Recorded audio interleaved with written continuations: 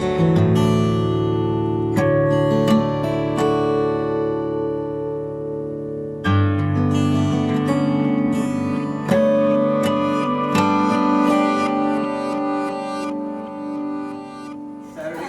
19th, 2021. Yeah. And we're here with Mary Liz Coleman, also known as Mom and Granny and Mum. And Mary Liz and Hoffmann. Mary Liz Hoffmann. Thank you so much for entertaining us with some of your favorite stories of your life. We just wanted to start out with you telling us about some of your earliest memories in your life and where you grew up and your relationship with your family. I think my earliest memories is living in Whitby at 210 Byron Street North after Dad was appointed to the bench, the County Court of Ontario, and we moved there. Barbara, Mom, and me, and Jack. Jack he was at U of T. He was there in residence, and then when he went overseas. But I remember when I was 4 years old, going across the street to see Mrs. Tweedy, who was lying stretched out in a coffin. I wanted to see this dead woman. Oh boy! and I saw her, and Mother was like shocked that they would even let me go in and take a look at Mrs. Tweedy. Well, I like Mrs. Tweedy, yeah, but I was 4. That's the earliest I can remember. I remember some school episodes in elementary school. I remember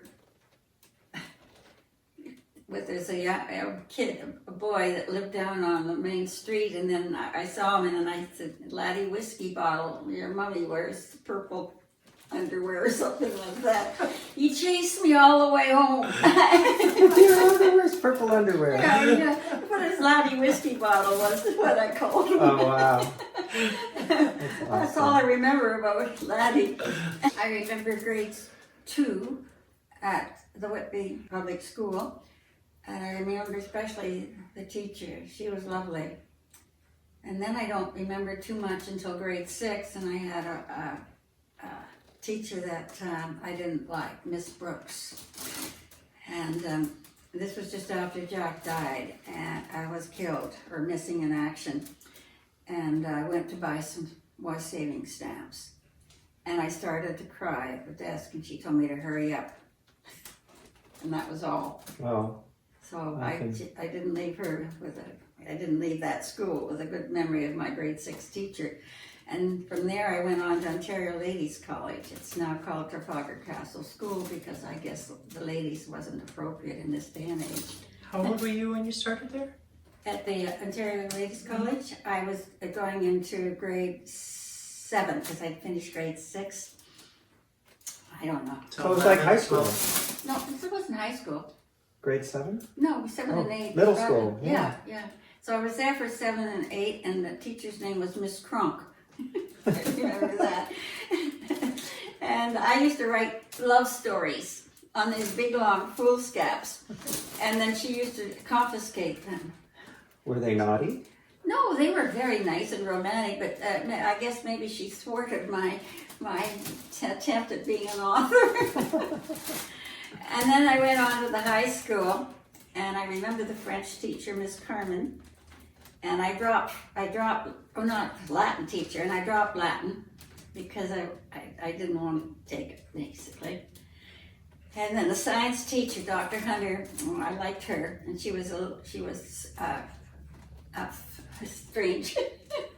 and my friend Barbara Lipson and Dr. Hunter were in the classroom doing something, and I locked the door because the door had a padlock on it.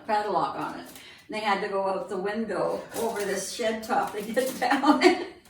And then I loved the art class, Mrs. Roadhouse. You know, I'm bringing all these names are coming back to me just from that one question. That's great. And then I remember putting one of those stink bombs. What were they made out of? You know, what are the things? That smell like farts?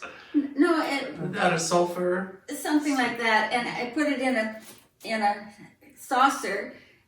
And under Dr. Carskell in the principal's desk. I don't know whatever the results were from that because I didn't hang around for it. Yeah. Hijinx. Hijinx, yeah. And that's where I met my friend Myra, Oh. grade 9. My best friend. Yeah. Yeah. And we went on to Bishop Strong for our last year as boarders because my parents thought I was too interested in boys. Because I used to go, at that time I had a boyfriend that I liked very much, Hank Young, and Dr. Carskadden on my report card wrote, Mary Elizabeth comes to school to rest up for the weekend. Did you do well in school? Did you get I good was grades? fine. Yeah, I was fine. I got good grades. I wasn't a top scholar. I wasn't going to win the award for any of that. But You were too busy being creative. Yeah, or whatever you want to call it. Yeah. And I remember my mother used to take me to Toronto to go skating every Saturday at the Toronto Skating Club, which is now moved from Dupont up to, that's the Toronto Cricket and Skating Club. Oh. But yeah, she thought I would meet some nice people there. So you were only at Bishop Strong for 1 year? Mm-hmm. Oh, that's interesting. It was a good year. Yeah. Good year. I almost got kicked out because Bobby Bushel was from Montreal and we was boarders, and we sneaked out one of the windows downstairs in one of the classrooms to go downtown in Toronto, which was a no-no. You don't leave school. And then we came back, the window was shut and locked. We got into trouble for that. Busted. Yeah, we did. So tell us a bit about your relationship with your mom, your dad, your brother, and your sister, and their characters. Just, go through each of Well, I them. was very young when Jack was killed. Mm-hmm. He was killed in 43. So I was 11. And I remember when he was out at board, and I remember riding around on his shoulders, and he was great. I thought he was wonderful. And my sister, she got married to Doug when I was quite young and still at home. I don't remember much about Barbara at home. I mean, there was so much difference in our ages that... Tell us about that. Well, there was 11 years difference. That's why we thought she didn't spend any time with me. Mm-hmm. It was the only time that she did. Hank was out for the visiting. This was at the time that my father died. And Hank and I were sitting on that, the love seat we have in there? Well, we were sitting on the love seat and we were cuddling. And my sister came down and said, if you stop that and get to bed, you're going to ruin the name of our family. And we weren't doing anything but cuddling. So that was a no-no for Barbara.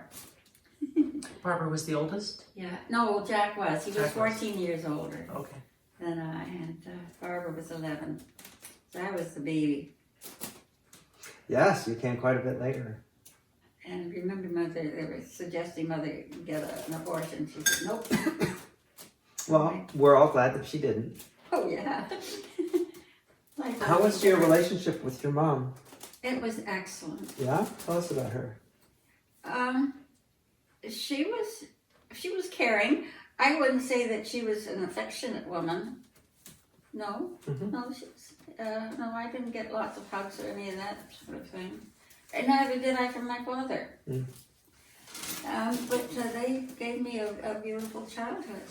I couldn't, when I look back, I was very privileged. Mm-hmm. I could go out in the backyard and get a baseball team going with the neighborhood kids, and they trusted me because they were fine with my going to Toronto and staying at Hank's for the weekend, Really? taking the bus up and the bus back. Wow. I maybe they didn't like it, but they never interfered. They never told me I couldn't go. So they trusted me. And So when you were like 15, 16? Yeah. Yeah, that's... And so I knew that, and so there was never any doubt that I would disappoint them. There were times that I could have had sex with Hank. But no. Were you saving yourself?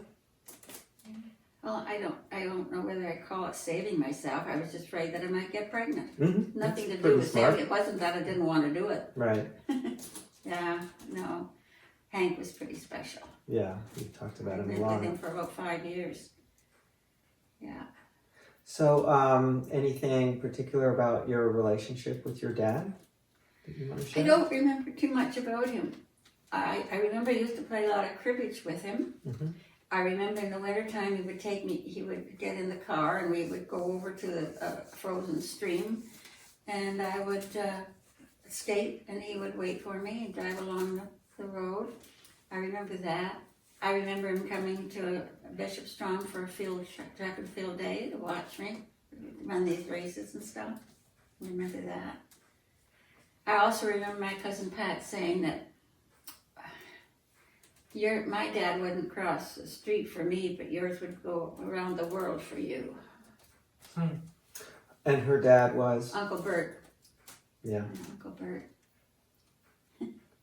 Speaking of Uncle Bert, tell us a little bit about the big cottage. Did that play a central part to your Oh, in it's your like childhood? growing up, yes. Growing up, we would go up there.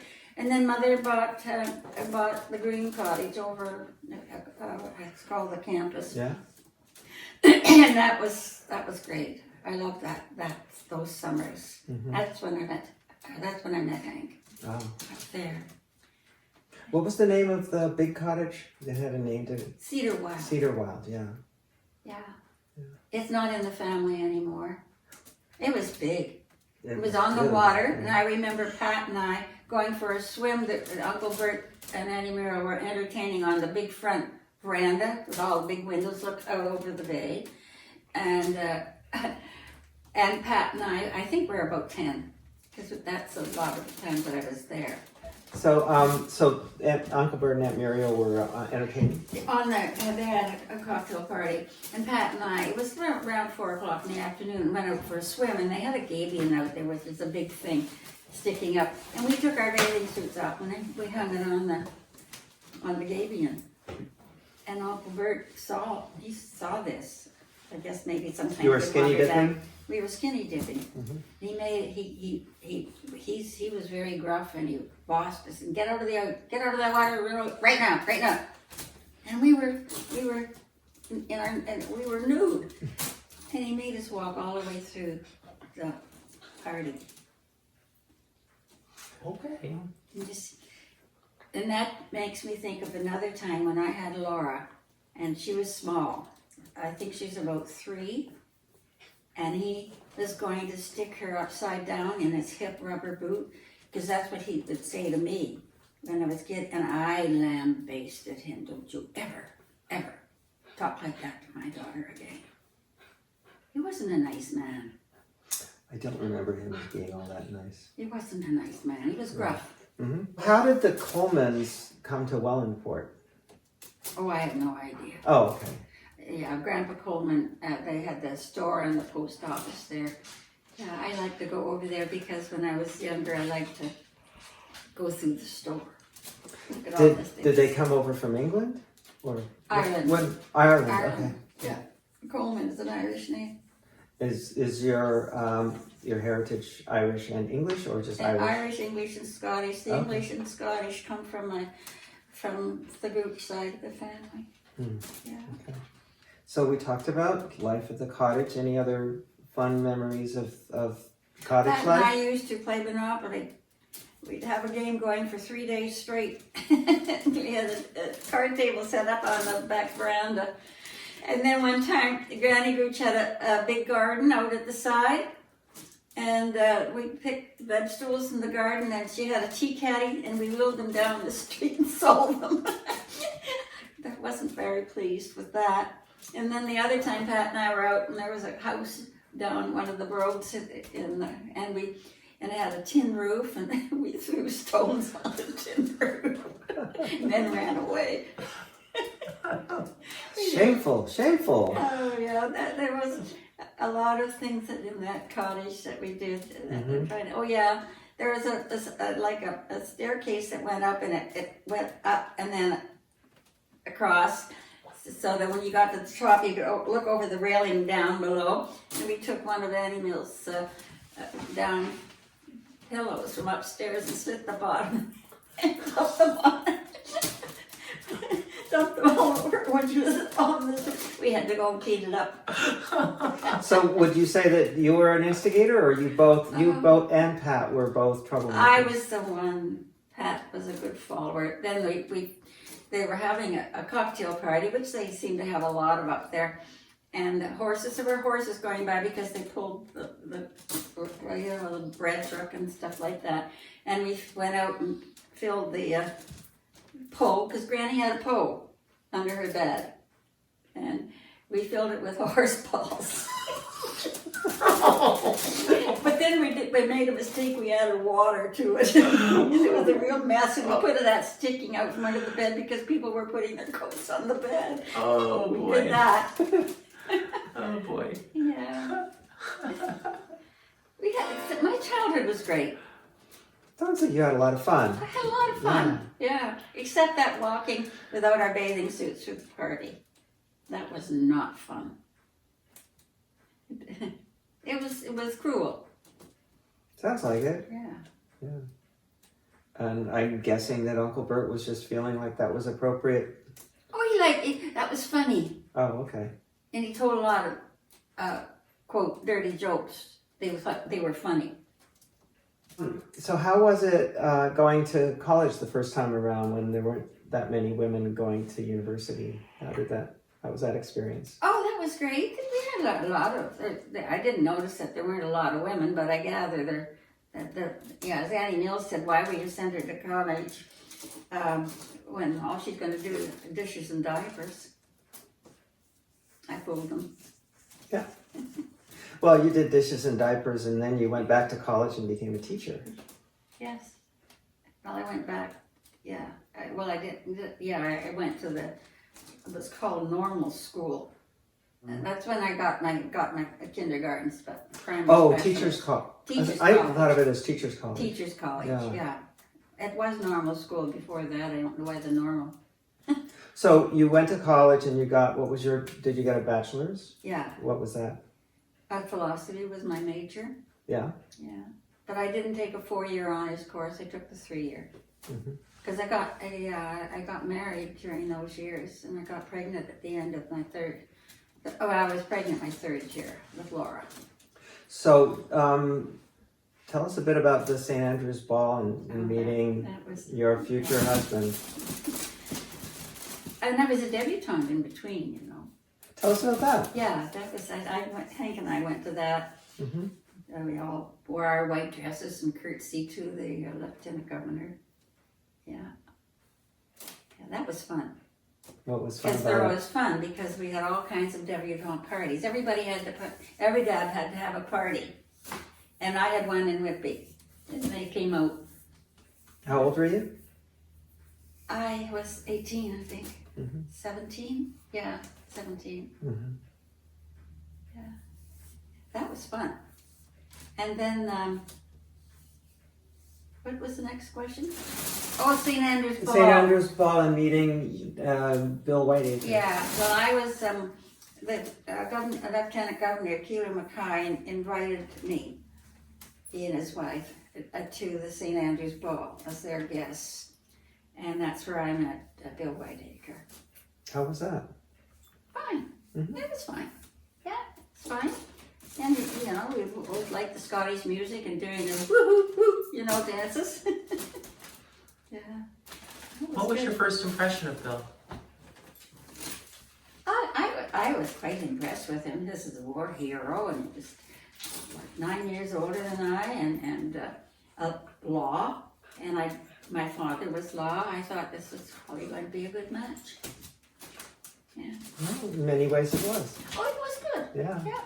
What are some of your fondest memories about your early relationship with my dad and Grandpa to Oh, that was good. When I first met your grandpa, we had a dinner. Would you stop, Dad?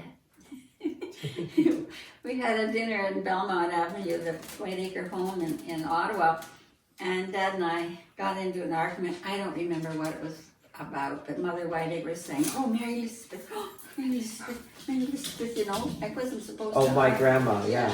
Yeah, Grandma Whiteacre. Yeah, and you got an argument with my grandpa. Yeah. then afterwards she told me, she held up a salt and pepper shaker, and she said, "See all those dents?" I said, "Yeah." And she said, "I threw those at your grandpa, and we had an argument." And not my grandpa, Her husband? Yeah. And she said, and so I made it that she wasn't going to argue with Dad Whiteacre anymore. But Dad Whiteacre and that, I got along so well with him. And I think it's because I stood up to him. Yeah. Because he was a big taskmaster, I think, with both Bob and your dad. Rumor has it that when Bob and Dad and Aunt Pat would walk in, or when he would walk in the room, they'd have to stand up and salute him. Oh, I don't know about that. Yes. So very, very, and very big on the military. I know that he used to spank them a lot, and they used to put books in their pants, and they got in trouble for that. Didn't help endear them to their Grandpa Whiteacre. Tell us about Laura, your first child, getting she was pregnant lovely. with her. Yeah, she was lovely. Yeah, I remember going to visit Mom and Dad Whiteacre in Ottawa, and we flew in one of those Viscount jets, and she was in a metal basket, and we put her down on the floor in front, with no seat belts or anything like that. Yeah, and she went there. We used to go there for the summer. Do you remember going there for summers? Going to Belmont? Oh yeah, the Rideau River Swimming Club. It's now all covered with. It's no longer there. The last time I was dirty. there, yeah. The water was always dirty. You and Dad made up a cocktail called Rideau River water. That looked like sort of muddy. Yeah, I remember that. Tasted good though. No, I loved going to swim there. There's actually It was fun. Early picture of Dad as a lifeguard there, I think. Well, I wouldn't be surprised. Yeah. No, those were good times. And I remember when Dad Whiteacre died, and I was in charge of moving the house. Pat wasn't around. I did it and trailered the boat behind after getting his stuff ready to move out of there up to Toronto. Well, when he died. When he moved to Toronto. Yeah, not when he died. Because he had quite a life in Toronto after he moved there. Oh yes, he did. He was good. He was a hipster. Yeah, like all the ladies. Yes, he did. Yeah. Do you remember Big Bay Point Summers? Oh, absolutely. Yeah, we had the Lobacan, That's right. and we did water skiing, and we would go on boat camping trips. So, yeah. Yes. Tell us about going to teachers college and starting to teach when Andrea was about 3. She was 3. Yeah, Laura was 10, I guess. I don't know. Yeah. Older. I'm Kathleen, and you were in the middle. And then you went to, what's the name of that building you went to, and you went to in Pete? Oh, Moordale House. Moordale House. You were there. Causing trouble. Yes, you were. Nursery school, that's when I was there. Yeah. And no, I liked my years there. I wasn't that fond of the teacher. I don't think she liked me. You mean at teachers college? Yeah. Anyway, I got through that year, and then I ended up teaching in Regent Park, inner city, grade 4, and I loved it. I remember a little girl, Veronica, and she was blonde and cute, but she always was pushing in her way at the front of the lineup when we had the lineup before they went out. So I pulled her aside one day and I said, just you wait here. And then when it was finished, I said goodbye, and she said, "Goodbye, old shitty pants." I was 4 years old. So that was a lesson, because I called her a name, which I shouldn't have done. I said goodbye. I went for what was it, some pouty face. I called her pouty face because she. Goodbye, old shitty pants. I laughed at that. I didn't laugh in her presence, but I sure chuckled later on. So I was 2 years in junior kindergarten, then I went over to Clinton taught there in senior kindergarten. And that's when I started having back problems because we had gone to England touring. And then... When I was 10. Yeah, that's right. Yeah. Well, at the cottage, I remember getting the cottage ready for winter. And then I put these big chairs up and I hurt my back. And then England wasn't any better. I drove that car because your dad, that little sort of truck we had, a little van. Mm-hmm. And your dad had forgotten his driver's license. Oh, wow. So you got to do all the driving. I did all the driving, which is fine with me because I didn't like your dad's driving. He would put on the brakes really late. Oh, yeah. Oh, yeah, he tailgated. Yeah. Anyway, and I remember going on medical leave because they operated on me. Mm-hmm. I remember you helping me out to the car. You were great. You had a lot of empathy. You were very kind. Yeah. And anyway, I recovered from that. And I got, I just continued teaching, which I liked. And then I sort of took classes at the University, U of T, or OISE, to get my master's. And yeah, and the last year I took 3 months off because I got a fellowship, scholarship, or whatever you want to call it, from women's teacher to finish it.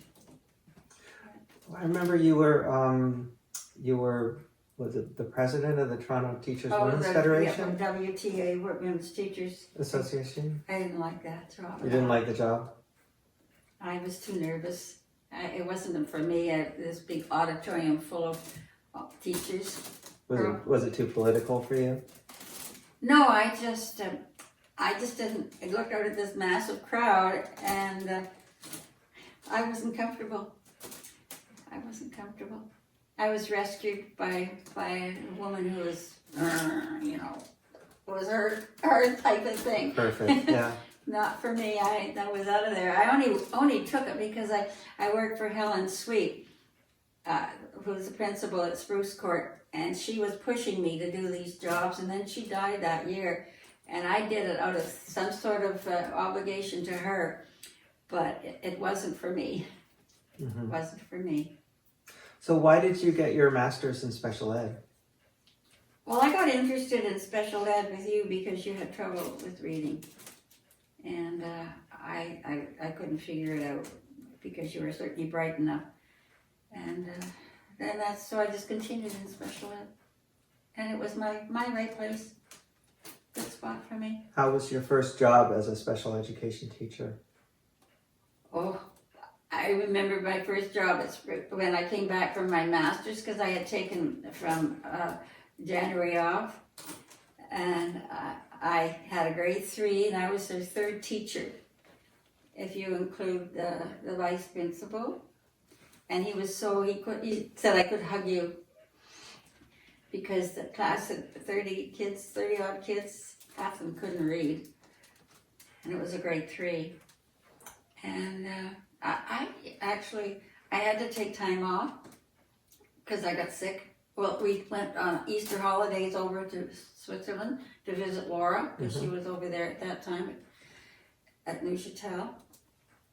And when I got back, I got pneumonia because I was exhausted from the teaching and the trip. The trip wasn't that great either. And so when I got back and returned in March, the kids all got up and cheered me. They were so glad to see me, and I felt like that was a wonderful tribute to me. Nice. And then I had a group of boys that couldn't read. And so I took them over to Maple Leaf Gardens and made arrangements for a tour and got them each a program from one of the games. And we used that sort of as an introduction to their reading so it would be meaningful to them. And then that worked out really, really well. That sounds great. Yeah. Really, really well. I really got into that job of teaching those kids. Mm-hmm. When I first went into that class to take it over, the boys had the desks tipped upside down and they were lying on the floor And they're going, we're in space, we're going to space. And some of the kids were hiding behind those big long curtains, were hiding behind the curtains, doing this. And I thought, oh my God, I'm going to die. And when I went home, I sat, Laura was there, and I said, How old was Laura at the time? 10, I think. Maybe a little older than that. I guess maybe 12. I don't know. This was special education class? No. Oh, this was regular Oh, class. this was, oh, okay. This was yeah. leading up to why I decided I'd do special ed. Right. Get the 8 kids instead of 30. Anyway, I sat down at home, and I said, Laura was there, and I said, I don't think I can hack this. I don't think I can. And Laura looked at me, she said, I don't want a mom that's a quitter. She said that to me. I totally believe that. Yeah. And how did you react? Well, I thought afterwards, well, I guess I better hang in there. She's a straight shooter. Oh yeah, it was good. It was good for me. Mm-hmm. It was good for me. I don't want a mom that's a quitter. I'll never forget that. Do you remember any students in particular? Steve went with me to take, this is when I had the 8 kids. We went to Ontario Place, and we were leaving, and this little boy, the name will come to me sometime, started acting up. And Steve picked him up under his arm and put me down, you nigger, or something like that. He was yelling at Steve, something like that. Wow.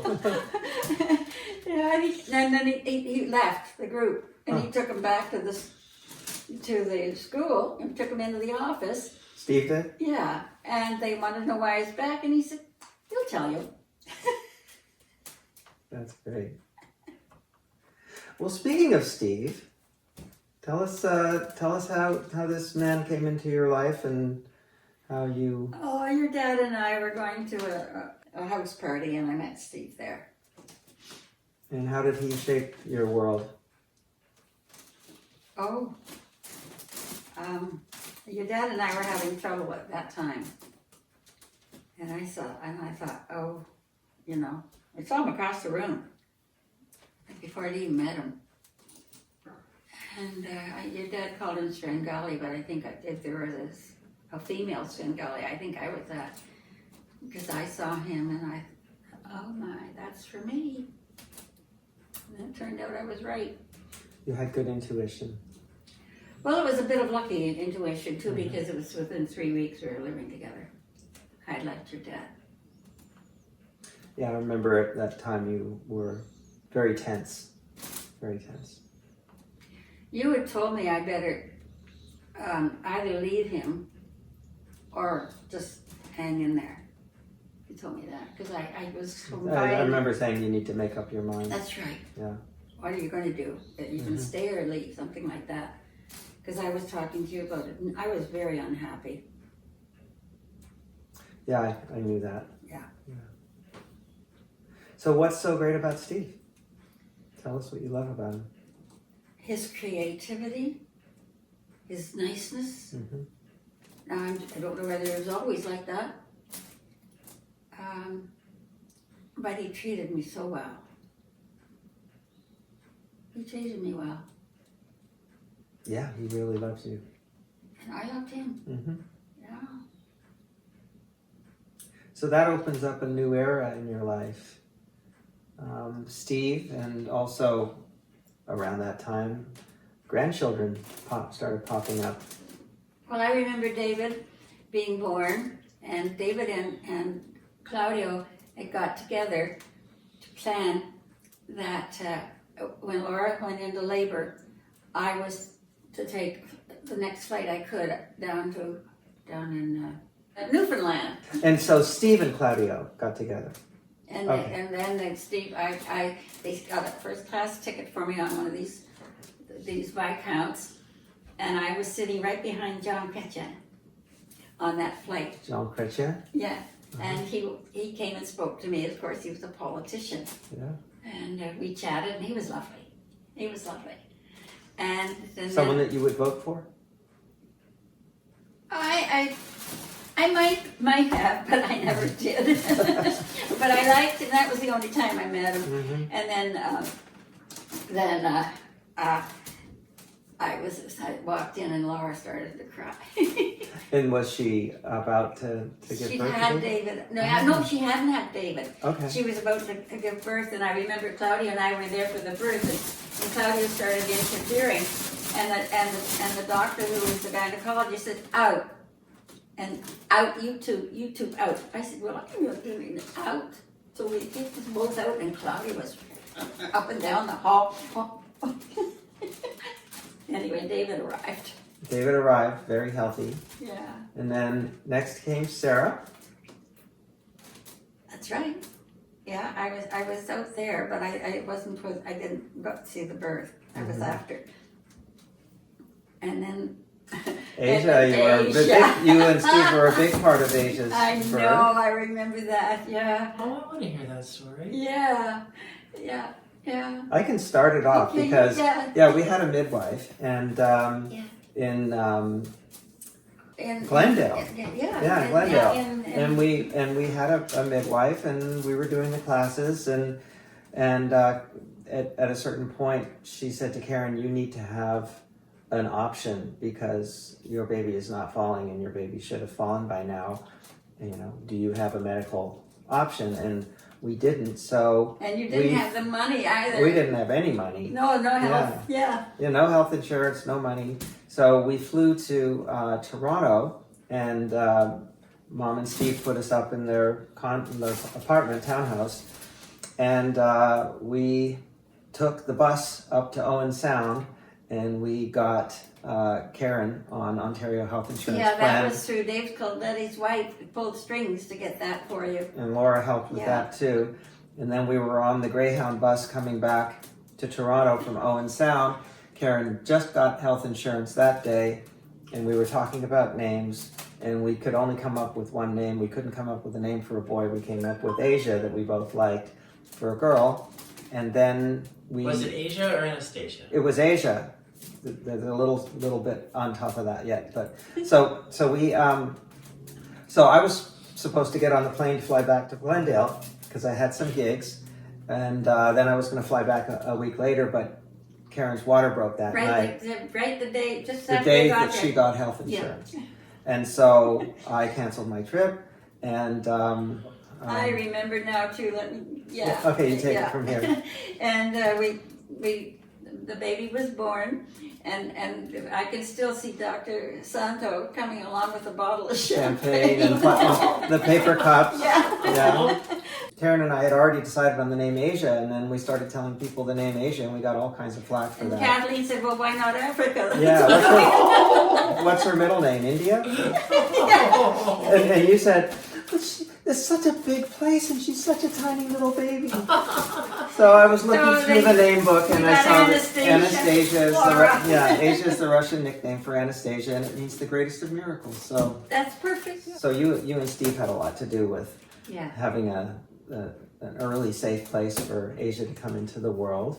And then next, Margherita, and then I think Andrew. I don't know. Alex, Andrew, Kate, or Andrew, Alex, or something like that. Yeah. So then you and Steve were running a summer camp up here. It was like that. Camp Granny? Yeah, that was good. That was really good. I enjoyed that. Mm-hmm. Yeah. Tell us some of your favorite memories from that. Oh, I remember David turning the hose on Asia. And Madonna was Laura's housekeeper, their care person at that time. And Madonna was so upset with David. Yeah, and I also remember Sarah and Asia sitting upstairs, and Sarah and Asia didn't get along all that well at that point. And I remember Sarah sitting at the end of the table here, and she started being very obnoxious. And so I asked everybody from the table to leave. And then I moved to sit down beside Steve, and we totally ignored her, and she shut up because there was no audience for her to misbehave. She was a handful, Sarah.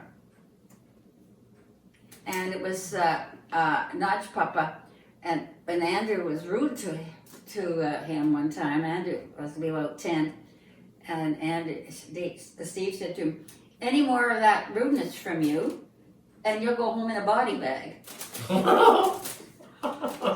So they went upstairs, the kids, and Andrew had this big long bag. It's sort of, what do you call it? A big long Duffel bag? duffel bag. Oh, duffel And he bag. got inside and just had his head sticking out the top, and he said, "Nudge, Papa, I'm ready." And Steve came up, and I came up with Steve because the kids came down. Come see Andrew, you know. And Steve was so upset, but he was upset with me because I laughed. And he said, "You know, you shouldn't do that." Yeah, that was good. And he almost sent Sarah home, Asia home too.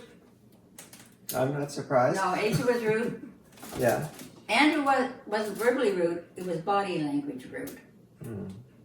And Asia was going to phone and make arrangements for her to go home the next day. She wasn't rude anymore to him. Now I remember Laura going down with the three kids, her three kids, and they get to Shelburne, and the kids were behaving very badly. And so Steve rolled over the car, and he's at the police station, and he said, "I think I'm going to go in and call your dad and ask him to come and pick you up because I'm not putting up with this anymore." And then, "Oh, no. I'd pull into the police station. They were going to call Claudio? Yeah. Oh. Yeah. Steve had a way with quietly making a point and getting things across. Well, I remember when I was teaching at Spruce Court, Steve came over and would take a class on beginning electronics, and he made all these boards and everything, electronic boards, to teach the kids how to do it. And then then one of the kids in the class, Tony Almeida, I remember his name, he dropped in at Steve's shop because he knew where the shop was, and he spoke to Gord Timperon, who worked with Steve, and he said, "And what's he like as a boss?" You know, but he was good with the kids. He was really good, and the teachers, the grade 6 teachers liked him a lot. That's a great question. Yeah. I worked for Steve, I and know. he was a great boss. I had a lot of admiration for him. I felt like he was a bit of a Zen master with all the craziness that would go on. And we did a few all-nighters. I was involved on the team, and I was just always impressed that he was able to He can focus. keep He can his focus zero right in. Yeah. and, you know, not get ruffled and be effective, get things done. Yeah, Kids all loved him. I bet. David even uses his name as a password. He's Nudge Papa. Notch Papa, yeah. Nudge Papa. They gave him the license plate that's on my car now. Nudge Papa. But he thought it was for a ride-on lawnmower because at that point we had that property down below. And he said, "No, it's for your car." Oh, he was so pleased. Yeah. How many times did you go to Hungary with Steve? Just once. Just once? How was that trip? Oh, it was wonderful. What are some of your fond memories of that? Oh, I just seen the night lights on the Parliament building. Beautiful buildings there. Mm-hmm. And I like going through the museum where they took my passport, you know, kept it until we left. Really? Yeah, you had to hand in your passport. And I was so hesitant. Steve said, "Do it." Yeah, I would. And I remember when we were driving, we flew to Munich and we drove down through Austria along the Danube to get to. When we got to the border of Hungary, there was one of these big turrets with a thing at the top, and the guy was there with his rifle. And Steve said to me, "Don't open your mouth." Going through. That's probably was good advice. Oh, it was good advice. Did he have family in Hungary? Yes, he had a sister. Did you meet them? Yes, we stayed with them. And he had this, his sister had a child, Monica. Had a child, Monica. And I really liked Monica. She must have been about 10. And still are communicating, and now her daughter is communicating. I have them on FaceTime, and the daughter's older than her mother was when I met her.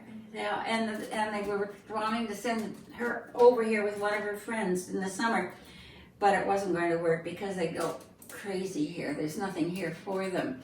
And she said, oh, well, they can always take the bus wherever they want to go. Well, actually, we have no bus. They got the message that it wasn't exactly. Andrea said she'd take it in the Toronto, but it never came out because of the COVID came up. Okay. What year did you get married? 83. Mm-hmm. July? Mm-hmm. Yeah.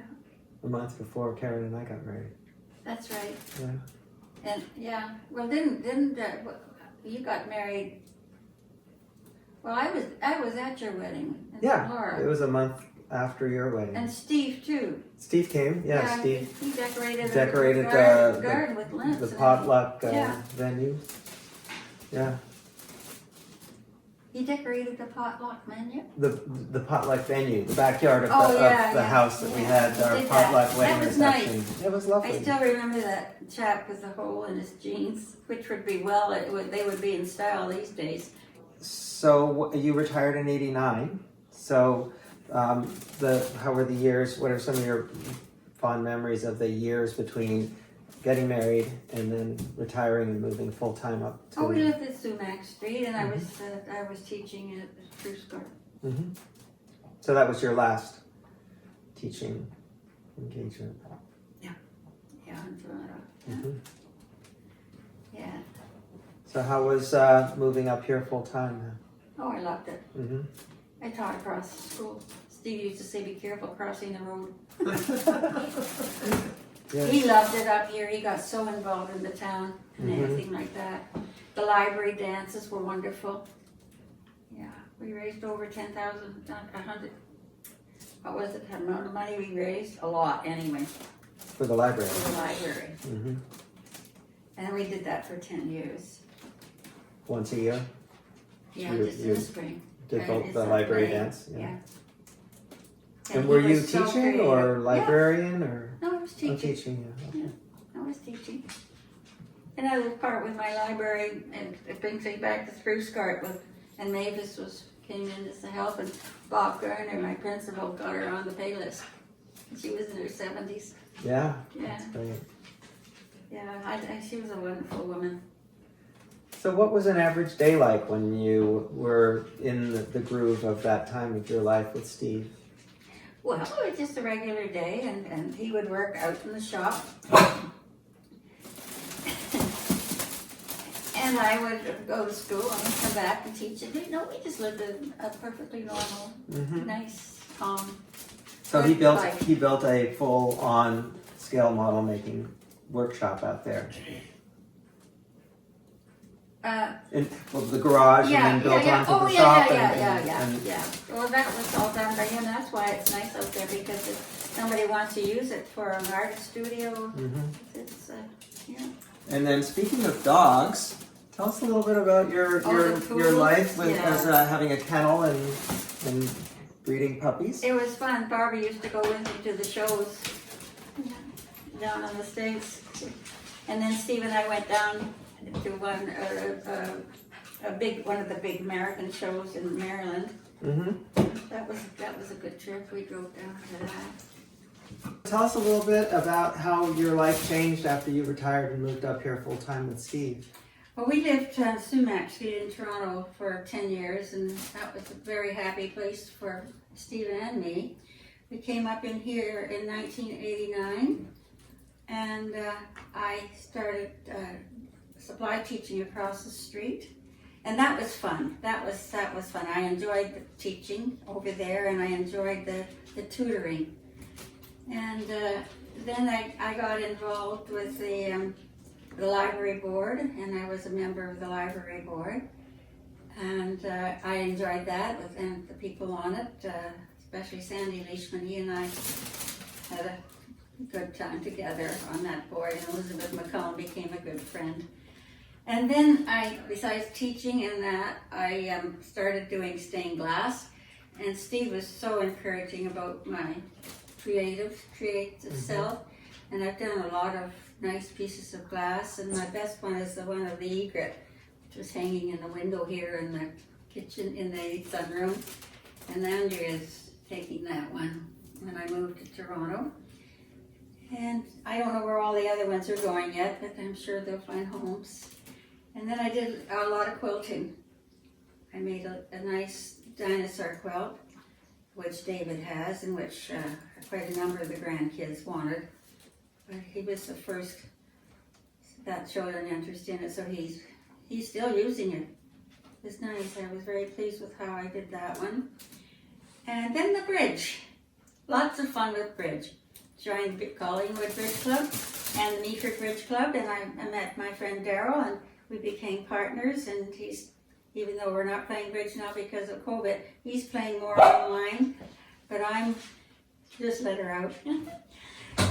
But I'm just playing with the robots from Bridge Base online, and that's fun. That keeps me going with the bridge.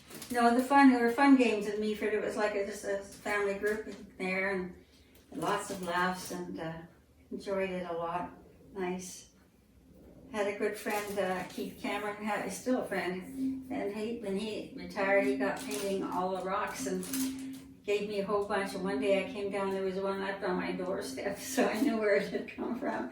No, he's a nice man. Yeah. Well, tell us a little bit about your history with poodles. Poodles have all been a big part of my life growing up, and I know that it's because of you, sort of. Well, I got poodles because I was allergic to dog hairs, and so we started with classic, and then we went from... we had Coquette. And Coquette, yes. And then I branched out and bought a poodle from a breeder down in the United States, and I got Classic went down and was bred to him, and then that's when the whole poodle thing started. We had Margot, and Steve did a beautiful picture of Margot sketch. And then I went on, I got I teamed up with a friend up here, Pamela Barbadoro, and she would groom and show the dogs. I tried showing for a while. And then she took over, and we had quite a number of years together breeding poodles. But when she died, my interest dropped a lot. And so the last litter that I had was Angus, and I kept him, and he was a beautiful boy. Yeah. He was too big to show as a miniature, but he was just the best looking dog. And a lot of fun too. Yeah, he was a good boy. Yeah. So that was the end of my poodles years, and then I happened to inherit a dog from Heather Adams because she was having her knees operated on and couldn't look after him. They said she also lived on the third floor condominium. So she's been with me now for, I guess, on into the second year, maybe more, but she's just a delight. The only thing I don't like about her is her bark. But she loves everybody that comes in the door. She's just the most friendly dog there is. I will miss her when I go to Toronto because Heather will get her back at that point. Any other anecdotes about? Well, I'll tell the one about Katherine and starting to get me hooked on CBD.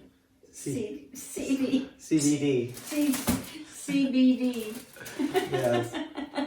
Because I have arthritis in my fingers and I get it all funny. They all get all scrunched up, and I put a couple of drops on, and it felt so much better. So we went by the pot store in Thornbury today, and I bought some salve. Yeah. So thanks to Katherine for that. It was a really good gift for Granny from her. Yeah. What is it that you love most about Margherita? Oh, her personality and her zip and her stubbornness. Remind you of anybody? No, I'm not stubborn, dear.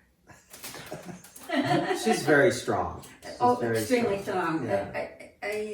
Yeah. She's strong, and she really is very lovely. And she's a great biker. She thinks nothing of going out and riding 98 kilometers or to 100 kilometers when she was here. Yeah. Goes out for 3 hours. She was incredible at Kung Fu as well. Oh, she sure was. That's right. She won a gold medal over in a competition in Beijing, beating all the Chinese women. Really? Yeah. I have all of her folders rolled up. Mm-hmm. I'll bring them out because I saw them there the other day with the pictures on covers and programs and things. No, she was great. Not only that, she can speak Italian and French. Mm-hmm. What are some of your fondest thoughts about Alexandra? Oh, she's wonderful. She calls me regularly, and she's just very, very loving, very caring. She's got a big heart. Oh, yeah. Big heart. I love her dearly. And she's going to be married next year. Mm. She's married now, right? She's engaged. She showed us Alex the is her ring. fiance. Yeah. You'll see them both, I guess, at the party. How about like at Camp Granny when she would come up here and do she the was art? great. She was great in the roles. I can't remember the ones that she did, but the Shakespeare play, which it was, she was in. But both Katherine and Alexandra and Sarah and Asia were all in that camp. It was great. They loved it. And Andrew took canoeing or sailing. Uh-huh. That makes sense. Yeah. No, there was a great place for them to be. Yeah. Yeah. And then David used to do projects with Steve, right? Oh, I know. I remember when David was about 4, and I probably gave him a bunch of wood and told him to go down in the deck down below, and gave him hammer and nails and everything, and just go and do it, whatever Go he make wanted. something. Yeah. And Laura's so afraid he might hurt himself. She said, "Yeah, one bash with a hammer, and careful." No, he loved doing that, and then there was a science fair as he got older. And something, listening to the wind or something like that. But it was good. And we went to and he did very well in the competition. Mm-hmm. And we went down and saw him get his prize and everything. That's awesome. Some big arena somewhere in school gym. Mm-hmm. Yeah. What are some of your fond memories of Isabella? Isabella's quieter than the others, and she was up here for 2 weeks with me recently, and she did a lot of little things for me. She would go and water the flowers and water the fence when it was dirty. She was a vegetarian, but she was always finding something to eat once because Indira sent over Indian curry food, and that lasted for about 3 days. And Well, tell us a little bit more about the work that Steve did to make all these improvements here.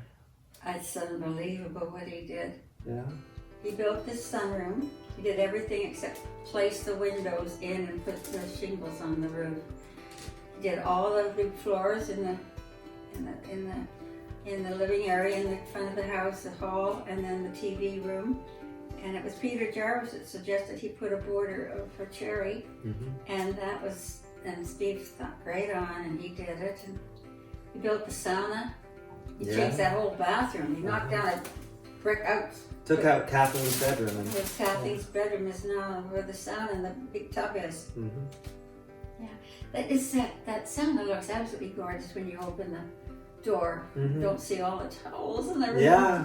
It was right in the closet. Because I don't do so. It's really a spa. It's like the room is like a spa. It's lovely. A nice bench there. The bench is something I always sat on when I had that tub. Yeah. At night. Yeah. Yeah. He did the bathroom downstairs. Built the shop, his shop. He didn't build it. John Jolly built it.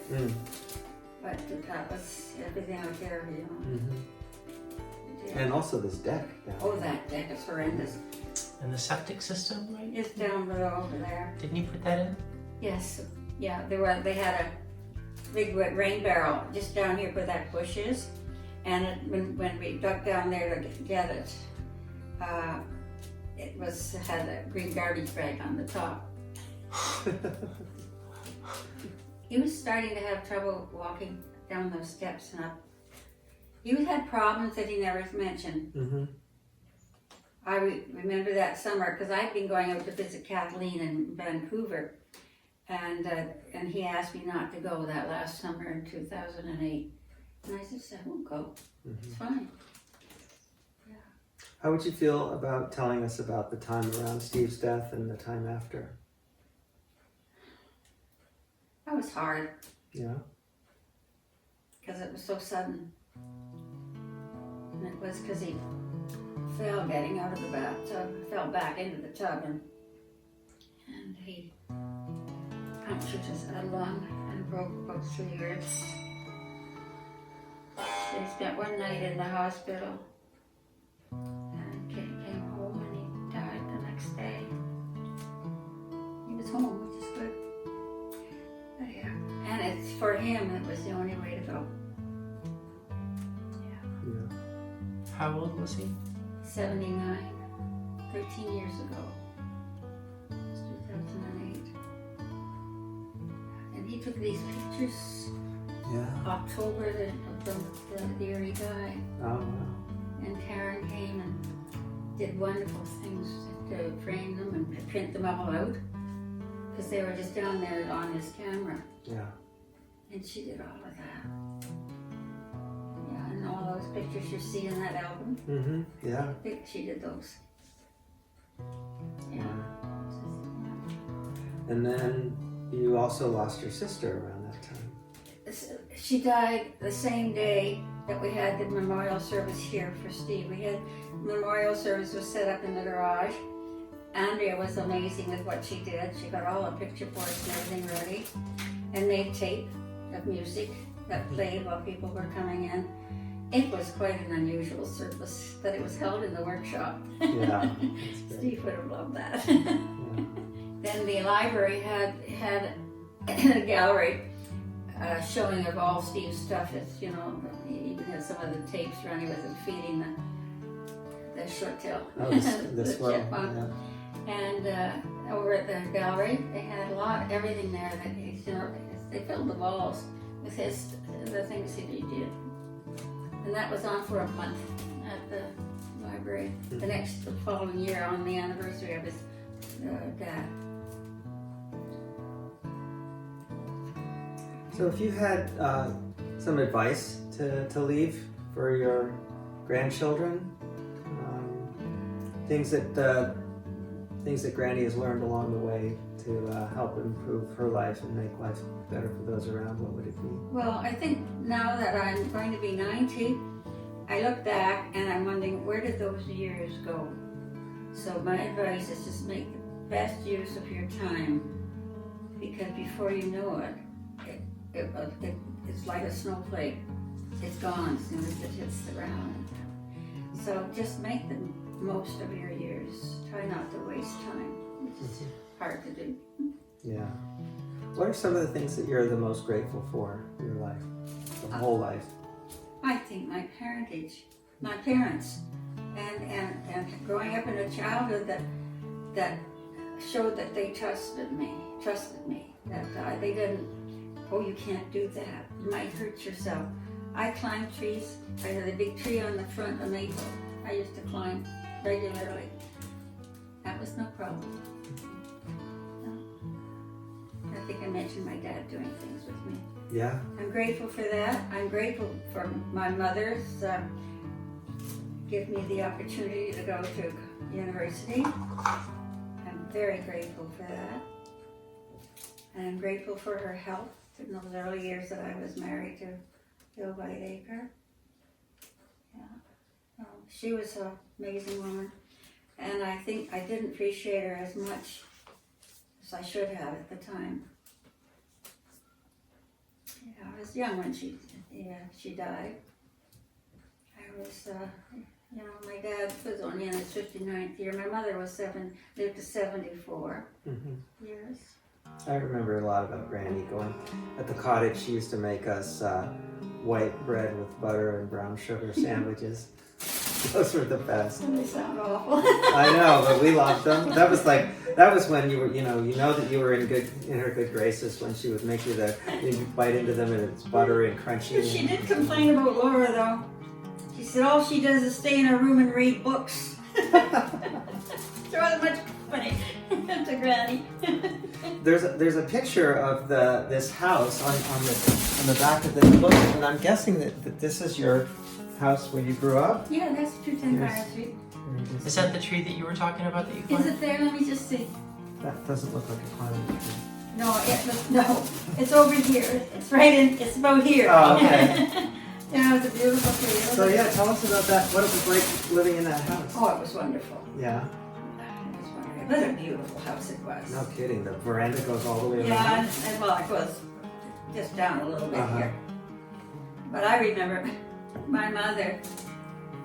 I left my room, and she took everything that was lying around and threw it out the window. Because you left your room messy? So she threw it out the window, and they all landed on the ground down below, you know. I got so mad, I went and threw her. She had her girdle and everything on the chair, and I threw it out this window here, and it landed on the veranda. I got in trouble for that. I bet you did. Yeah, wouldn't respect me. I never don't respect me if you do things like that. I don't respect you either. I don't think you learned the lesson that she wanted you to learn. No, actually, I am very tidy. I am very tidy. Of all my kids, I think Laura was the messiest. Bruce was the messiest. I don't recall you leaving mess. I remember you bought me a card that was framed that was on my dresser drawer. It said, "Be reasonable, do it my way." I think that would go for you as well as me. Yeah, I think so. As well as most of us. I don't even remember doing that. Yeah. So I remember when your 4 kids showed up for your 60th birthday, and we hid in your closet, and so we brought you upstairs. Oh, and we went back, and we went down to something, and You went down to the restaurant in yeah, town. for dinner, and Yeah. he put the table, and somebody said, "Oh, you have some special guests at your table tonight." I can't see, it was Barbara and Doug. You know, She thought it was us, but yeah. meanwhile, we were hiding in her closet when she came back. And Claudio and Tony were out in the garage, and Andrew was a baby then. Yeah. Yeah. And then I remember, Well, because I just had my 64th birthday, and I was looking at some of these old pictures, and I was just like going, wow, time really does fly, because... yeah, that's what I was saying to my Yeah. grandchildren. Just remember, Mhm. right now it doesn't go on forever. Yeah.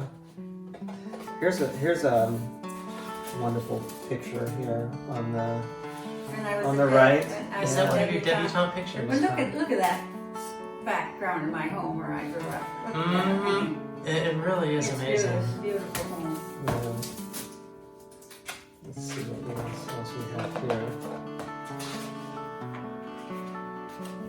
Oh, here's a nice picture. A nice lady and a nice poodle. That's Angus?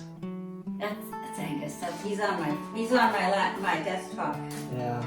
So, What a sweet What a guy. beautiful baby. There's all your grandchildren. Yeah. that's a good idea to do that. Yeah, that's a good picture too. That's a nice one of me. Yep. I think that's done at Laura's. Yes. I like. This is one of my favorites here. Uh-huh. Uh-huh. Which one's that? That one? Yeah. Yeah, that was done at Laura's too. There's the sunroom. That's great with the snow. There's the the 4 photograph. pictures The 4 behind. pictures. Let's see.